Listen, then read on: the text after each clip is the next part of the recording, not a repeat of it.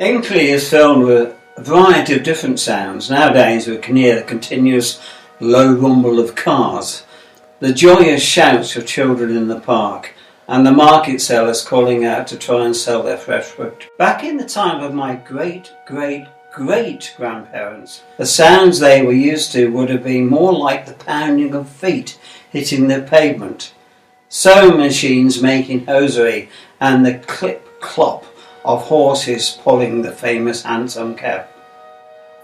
Ilkley shares in the hansom cab history. The carriage took its first journey on the Coventry Road in 1835. What a legacy to be part of. But imagine the sounds for a second. Especially imagine the whips cracking against the horse to encourage them to gain speed.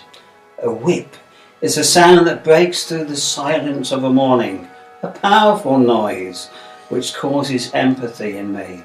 I almost feel the pain related to the sound I hear. It's a sound that reminds me of another historic moment.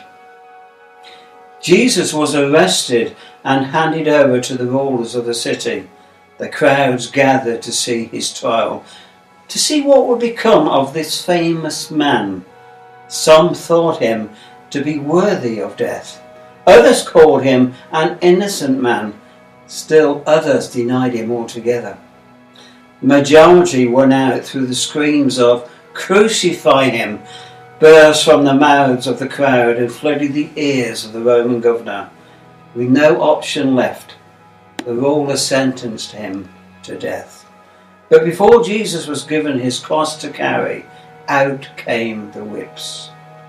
He was flogged, scourged, beaten. Imagine the sounds for a second. Imagine the whips cracking against his flesh, the sound breaking through the jeers of the crowd. Does the sound cause empathy in you? Do you almost wince at the thought of that whip cracking? Can you imagine that pain?